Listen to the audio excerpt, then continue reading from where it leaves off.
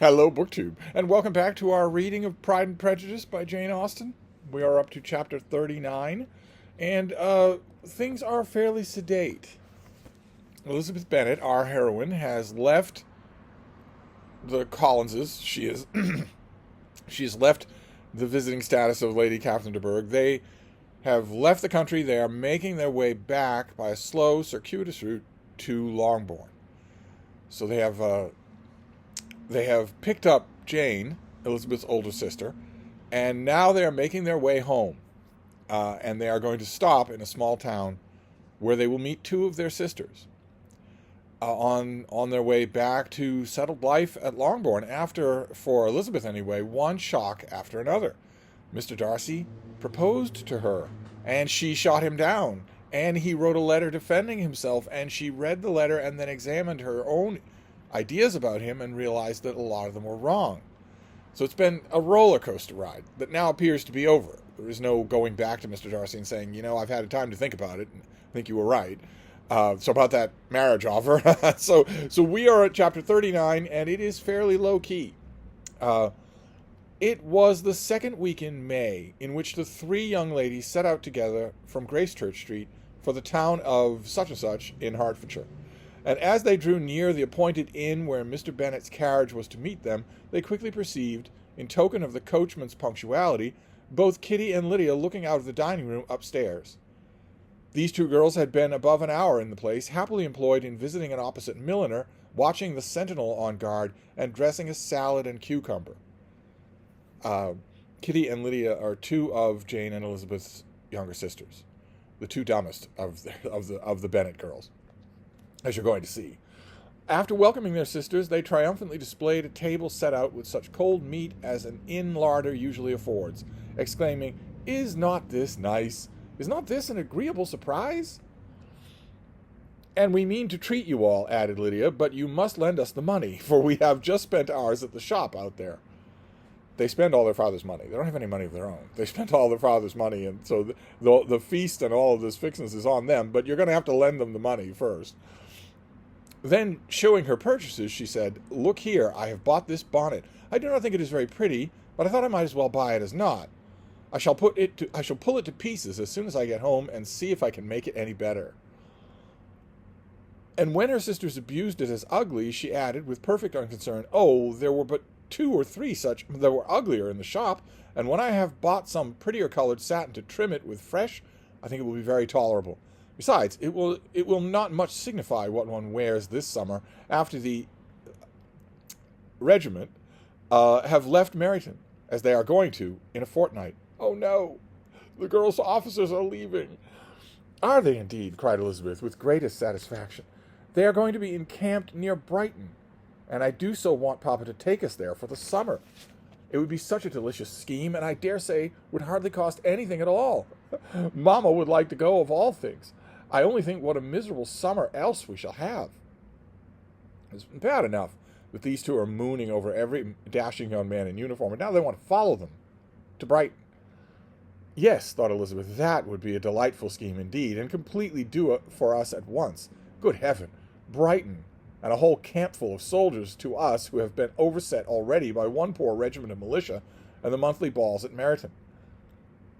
"Now I have got some news for you," said Lydia, as they sat down to table. "What do you think? It is excellent news, capital news, and about a certain person that we all like." Jane and Elizabeth looked at each other, and the waiter was told that he need not stay. Lydia laughed and said, "Aye, that is just like you and your formality and discretion. You thought the waiter must not hear, as if he cared. I dare say he often hears worse things said than I am going to say, but he is an ugly fellow. I am glad he's gone. I never saw such a long chin in my life. Well, but now for my news. It is about dear Wickham." "Too good for the waiter, is it not? There is no danger of Wickham's marrying Mary King. There's for you. She is gone down to her uncle in Liverpool, gone to stay. Wickham is safe." She was a suddenly the heiress to £10,000. And so Wickham dropped Elizabeth like a hot stone and went straight to courting her. But she's out of the picture. She's gone to Liverpool. Why? Was she warned? Did her own instincts warn her? Who is this Mary King? I'd kind of like to meet her. And Mary King is safe, added Elizabeth, safe from a connection imprudent as to fortune. She is a great fool for going away, if she liked him. But I hope there is no strong attachment on either side, said Jane. I am sure there is not on his. I will answer for it, he never cared 3 straws for her. Who could about such a nasty little freckled thing? Oh, Lydia, don't ever change. Elizabeth was shocked to think that, however incapable of such coarseness of expression herself, the coarseness of the sentiment was little other than her own breast had formerly harbored and fancied liberal. Because she has changed, keep in mind. Elizabeth has changed. As soon as all had ate, the elder ones paid, the carriage was ordered, and after some contrivance, the whole party, with all their boxes, work bags, and parcels, and the unwelcome addition of Kitty's and Lydia's purchases, were seated in it. Crammed into it, I would imagine. How nice... Oh, yes, okay, I got the word from Jane Austen. How nicely we are crammed in, cried Lydia. I'm glad I bought my bonnet, if it is only for the fun of having another bandbox. Well, now, let us be quite comfortable and snug, and talk and laugh all the way home. And in the first place, let us hear what has happened to you all since you went away. Have you seen any pleasant men? Have you had any flirtings? I was in great hopes that one of you would have got a husband before you came back. Jane will be quite an old maid soon. I declare she's almost 23. Lord, how ashamed I should be not to be married before 23. My Aunt Phil, notice she's doing all the talking. She said, let's hear what's going on with you, but she isn't letting anybody talk. My Aunt Phillips wants you to get to get husbands you can't think. She says Lizzie had better have taken Mr. Collins, and I do not think there would have been any fun in it. Lord, how I should like to be married before any of you. Then I would chaperone you all about the balls. Dear me, we had such a good piece of fun the other day at Colonel Forster's. Kitty and me were to spend the day there, and Mrs. Forster promised to have a little dance in the evening.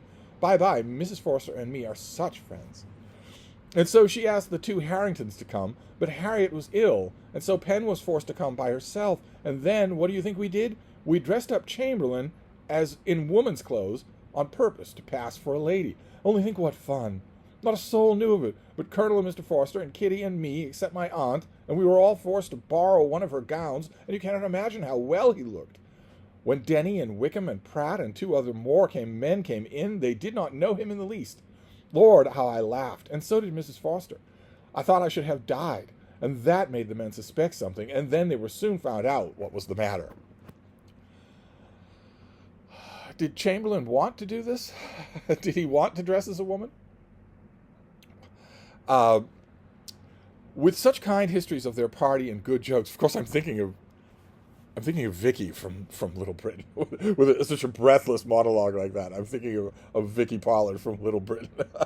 I would have done it that way if I could in any way do justice to the delivery. With such a kind of history of their parties and good jokes, did Lydia, assisted by Kitty's hints and additions, endeavor to amuse her companions all the way to Longbourn. Elizabeth listened as little as she could, but there was no escaping the frequent mention of Wickham's name. Can you imagine how horrible? Think about the Kitty and Lydia and the way they talk now that we've seen them. They're cruel, they're stupid, they're thoughtless, they're flighty, they're self-absorbed. Think about Mr. Bennet, spending all his time every day in the house with them. Their reception at home was most kind. Mrs. Bennet rejoiced to see Jane in undiminished beauty, and more than once during the dinner did Mr. Bennet say voluntarily to Elizabeth, I am glad you are come back, Lizzie. Their party in the dining room was large, for almost all the Lucases came to meet Maria and hear the news, and various were the subjects which occupied them. Lady Lucas inquiring of Maria across the table after the welfare and poultry of her eldest daughter. Mrs. Bennet was doubly engaged, on one hand collecting an account of the present fashions from Jane, who sat some way below her, and on the other retailing them all to the younger Miss Lucases, and Lydia, in a voice rather louder than any other person's, was enumerating the various pleasures of the morning to anybody who would hear her. Oh, Mary, said she, I wish you'd gone with us, for we had such fun. As we went along, Kitty and me drew up all the blinds and pretended there was nobody in the coach, and I should have gone so all the way if Kitty had not been sick. And when we got to the George, I do think we behaved very handsomely, for we treated the other 3 with the nicest cold luncheon in the world, And if you would have gone, we would have treated you too. And then when we came away, it was such fun. I thought we should never have all got into the coach. I was ready to die of laughter. And then we were so merry all the way home. We talked and laughed so loud that anybody might have heard us 10 miles off. I wonder, not to be pedantic or anything, but it does occur to me. Lydia says that they would have driven, they did a prank of sloping down in their seats and putting the blinds up so that it looked like no one was in the carriage. They're hiding below the windows. She mentions that that was the prank and that they would have done it all the way except that her companion got sick. I wonder, is that the very first mention of motion sickness, what we now call car sickness, that exists in English literature? Is that the first time? I wonder. I mean, Kitty is not sick in the carriage until she can't see the movement anymore. And then she is sick. Anyway, just an idle curiosity. God, these two, they wear me out, and I'm only hearing them a couple of times in one chapter.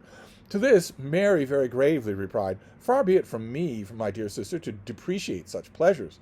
They would doubtless be congenial with the generality of female minds, but I confess they would have no charms for me. I should infinitely prefer a book." And it's here that you should remember that Mary was not invited to travel to Hunsford and see Charlotte Lucas. Mary was not invited to London. Mary wasn't even invited an hour down the road to meet with Elizabeth and Jane. Or if she was invited, she declined. But it doesn't sound like she was invited. She was home reading. The whole time that all of this has been going on. The whole time that Elizabeth and Jane have been gone from Longbourn, with Kitty and Lydia going to Meryton to look at bonnets and stare at officers the whole time and chatter about it all the way there and all the way back, Mary has not been with them. Mary has been alone, reading, that whole time. And I'm going to come back to that. Let's finish up first. But of this answer, Lydia heard not a word. She seldom listened to anybody for more than half a minute and never attended to Mary at all. In the afternoon, Lydia was urgent with the rest of the girls to walk to Meryton and see how everybody went on. But Elizabeth steadily opposed the scheme. It should not be said that the Miss Bennets could not be at home half a day before they were in pursuit of officers. There was another reason, too, for her opposition. She dreaded seeing Wickham again, and was resolved to avoid it as long as possible. The comfort of the regiment's approaching removal was indeed beyond expression. She's happy to have him out of the way now that she knows the truth about him. In the fortnight they were to go, and once gone, she would hope there could be nothing more to plague her on his account. You're a little wrong about that, Lizzie. He's going to be a big part of your life until you die. You don't know that now. She had not been many hours at home before she found that the Brighton scheme, of which Lydia had given them a hint at the inn, was under frequent discussion between her parents. Elizabeth saw directly that her father had not the smallest intention of yielding, but his answers were at the same time so vague and equivocal that her mother, though often disheartened, had not yet despaired of succeeding at last. Mrs. Bennet wants to go to the seaside for the summer, at the behest of her two idiot girls who want to stare at officers the whole time. That's where the regiment is going. They're going to Brighton. So will that happen, or won't it? Will it be a family row or not? The point is twofold. There's one point that's fairly obvious. It's just a plot summary, which is that Elizabeth and Jane are back home. Everybody's now back at Longbourn. It's not Jane off in the city. It's not Elizabeth off in the next county over. Everybody's back at Longbourn, and they're all together. There's another point that I want to make, though, that has never gone over well with classes when I have made this point. It's never gone over well with other Jane Austen readers. So I'll make it quickly, and then I'll move on, because we're having a lot of fun here. I am loving the commentary that we're getting here. All the comments of people sounding off, saying what they think and what they don't think, getting all sorts of emails about the subject. I am loving the discussion here. It is so much fun to do this, so I don't even know the word, so playfully, without anybody being angry about some interpretation or other. It's so much better to talk about these things with normal, ardent, enthusiastic readers than it is to talk about it with academics and pedants. It's so much more fun to do that. Is it any wonder that that's what I prefer to do? But the other point that I want to make, I'm extolling the goodwill that we have in our chatter about the book, because I'm about to strain it a little.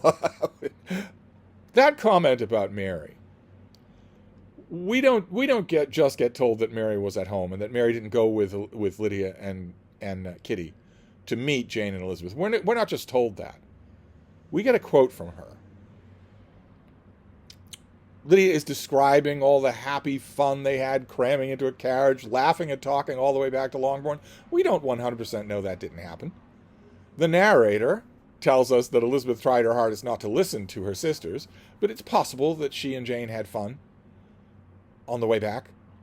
But the narrator isn't content to just acknowledge that Mary was not along, that Mary spent her whole time at home reading. She isn't content to do that. Instead, she gives us a quote that is meant to make Mary sound like the most insufferably condescending bluestocking imaginable. Let's have that quote again. "Far be it from me, my dear sister, to depreciate such pleasures. They would doubtless be congenial with the generality of female minds, but I confess they would have no charms for me. I should infinitely prefer a book." Now, you and I, as readers, a lot of you were readers from childhood. I envy that. I am a latecomer to reading, but I'm a pretty enthusiastic reader. As readers, we listen to that and we think, oh, God, of course, yes. As opposed to vapid chit-chat and the dusty road, of course I'd rather stay at home and read a book. We don't know for 100% sure that she doesn't have a little dog or a cat curled up with her. Jane Austen doesn't mention it, but she doesn't say it didn't happen. Her father has a library. She has the run of it. Elizabeth has already told Lady Catherine de Bourgh that if they wanted to, they had the run of books. Mary has spent this whole time at home reading, in peace and quiet, all day long. Is there anybody who reads this book that doesn't read that and just nod? Yeah, of course. Of course you prefer a book. Who wouldn't prefer a book? But you know who doesn't agree with that? Jane Austen. Jane Austen doesn't agree with that. I guess we could stretch a point and say the narrator doesn't agree with that. Let's stick with that for just a second here. Let me point out, the narrator doesn't just dislike Mary. The narrator dislikes women reading. An indignant letter from a would-be lover, fine. But books? The joke here is very much at Mary's expense. This is, even though Jane Austen has just done a great job of showing us how shallow and stupid Kitty and Lydia are, especially Lydia, the counterpoint is no better. This is an insult that's being written here. You're supposed to be laughing at Mary. That's if the narrator's doing it. And the point that has always caused howls in classrooms is that we don't know for sure that isn't Jane Austen. The point I like to make at this point in the book is that although we all love Jane Austen, and we love her specifically for her heroines, we love her for Emma, we love her for Elizabeth, I don't think we'd have liked her. Everything that I read in her letters is... Everything that I read in her letters is a combination of Mrs. Bennet and Lady Catherine de Bourgh at their worst. When I see this scorn heaped on a solitary reader, I don't think it's coming from the narrator. There are the course of English literature is, of course, as broad as could be. There are plenty of writers that you would want to know, that you would want to meet. There are plenty of writers who seem like you'd want to meet them from their writing, until you read about them, and then you realize, oh no, whatever they were doing on the page, they weren't doing it in person. And then there are the people who are thoroughly unlikable in person, and maybe their prose is likable. I don't think this passage speaks well of Jane Austen. I think it's not just Mary as a reader, it's readers that she's mocking here. I could be wrong. I could be wrong. I think I can back that up. Not just in Pride and Prejudice, but in all of the 6 novels. I think I can back that up. But we won't dwell on it. The point is, they're all back home. Mary has missed nothing. And the other girls have had adventures. And all that we know, for sure, since the proposed vacation to Brighton has not yet been approved by the head of the household, all we know for sure coming up on the horizon to ruffle this domestic tranquility that's been restored is Elizabeth's upcoming vacation. A long vacation, touring historic houses, touring the countryside. A long vacation with the Gardners. which might seem like nothing. If you're reading this for the first time, it might seem like the most distant of footnotes. But have we had the name so far in this book of a historic house? A house that visitors might want to visit? Have we had the name of such a place? I think we have. I think the name Pemberley has come up a number of times. But that's on the horizon. Other than that, all is tranquility, unless we go to Brighton. So I'm going to wrap this up for now, having besmirched the reputation of our beloved Jane Austen. And then we'll move on. We'll be back next time. Thank you, BookTube.